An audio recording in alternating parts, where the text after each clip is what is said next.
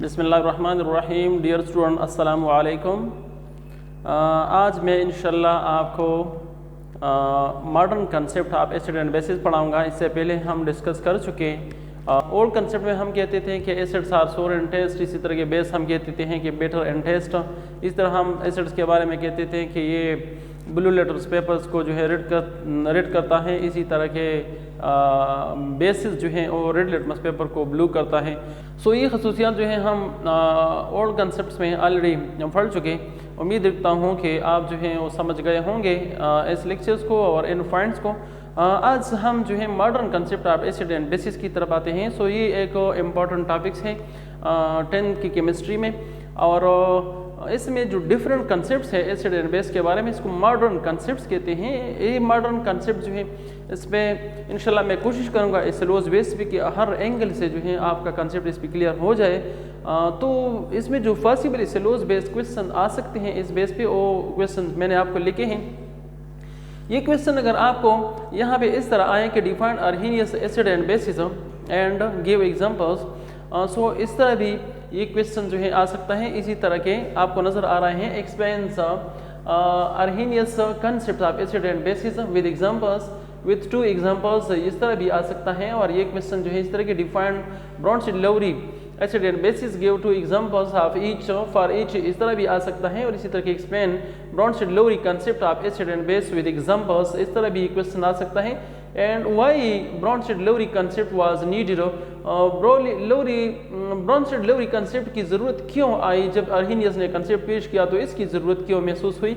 और इसी तरह हम कहते हैं कि what are the Lewis acid and base, Lewis acid और बेस क्या होते हैं, एक्सप्लेन एग्जांपल के साथ एक्सप्लेन करें। और इसी तरह डिफाइंड ल्यूइस कंसेप्ट, और इस पे इस तरह क्वेश्चन भी आ सकता है कि ल्यूइस कंसेप्ट्स को डिफाइन करें एंड एक्सप्लेन विद एग्जांपल्स, और एग्जांपल्स के साथ जो है इसकी वजाहत करें।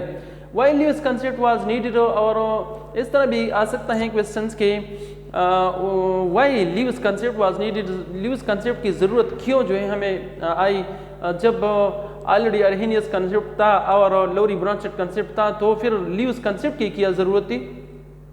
और इसी तरह के फिर आखिर में जो है ये आपसे पूछा जाता है कि according to your view which concept is broadest and why. और आखिर में ये आपसे पूछा जाता है कि इसमें से कौन सा कंसेप्ट जो है ब्रॉडेस्ट है, वसीह तरीन है, जामा है, हमागीर हैं। और वो कहते हैं कि अगर आपका जवाब एक इसमें से एक कंसेप्ट हो तो फिर रीज़न भी लिखें कि आप क्यों जो है इस कंसेप्ट को ब्रॉडेस्ट कंसेप्ट कहते हैं।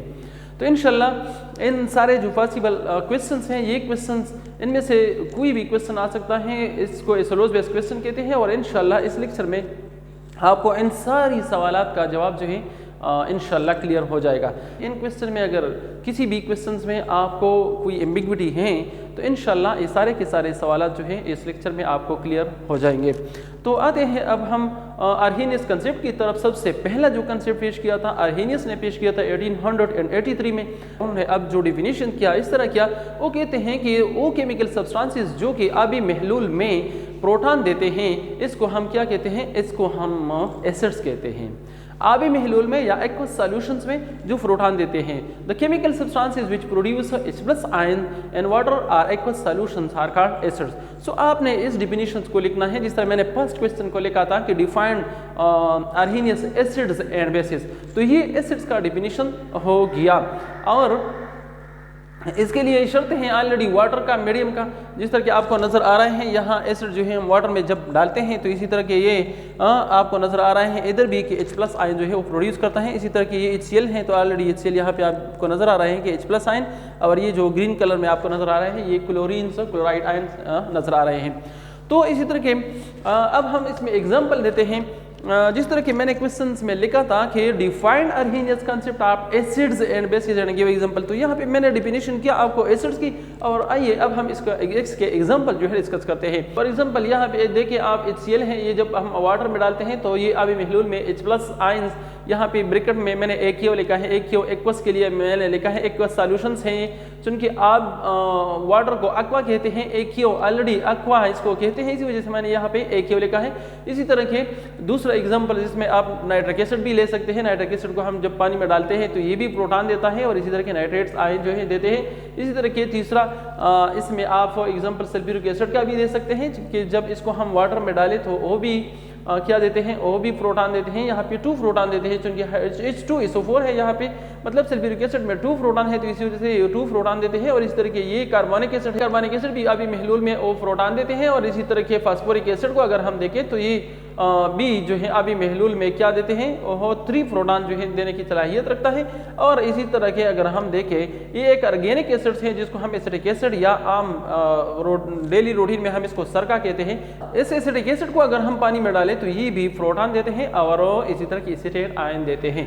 तो ये मैंने आपको यहाँ पे आपको नजर आ रहे हैं कि मैंने 6 एग्जाम्पल आपको दी है।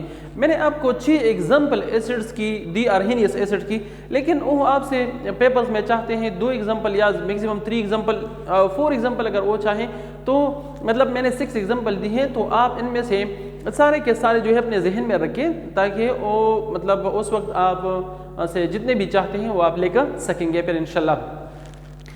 सारे के सारे आप जहन में मतलब रखें ताकि वक्त ज़रूरत आने पर आप सारे के सारे लिख सकेंगे।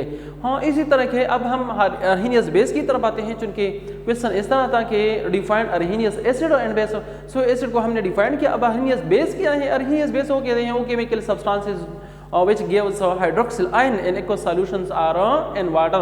मतलब अभी महलूल में जो हाइड्रोक्सिल आयन देने की सलाहियत रखता है वो केमिकल सब्सटेंस जो है अकॉर्डिंग टू द अर्हीनियस वो क्या है, वो बेस है।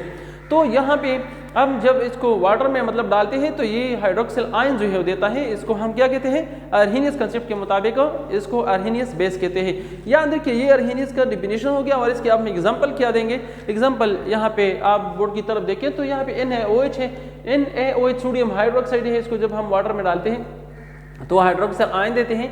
और यहाँ भी मैंने AKO लिखा है क्योंकि वो वाटर आबी महलूल है, AKO एक्वस के लिए के है और इस तरह के सोडियम आयंस।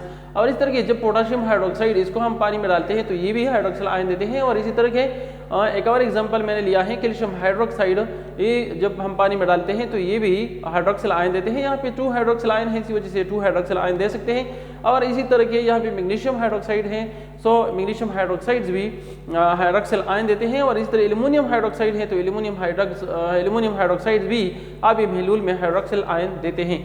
तो अब ये अर्हीनियस बेसिस हैं, अर्हीनियस कंसेप्ट के मुताबिक ये सारी की सारी केमिकल सब्सटेंसेस बेसिस हैं जो कि आपको नजर आ रहे हैं। अब ब्रोंस्टेड एंड लोरी कंसेप्ट आपको मतलब एक क्वेश्चन का आंसर मिल गया कि defined Arrhenius acid and bases and give example. तो डिफिनीशंस भी आपने देखा और एग्जांपल भी मैंने आपको दिए, वो सारे के सारे एग्जांपल्स जो है आप दे सकते हैं।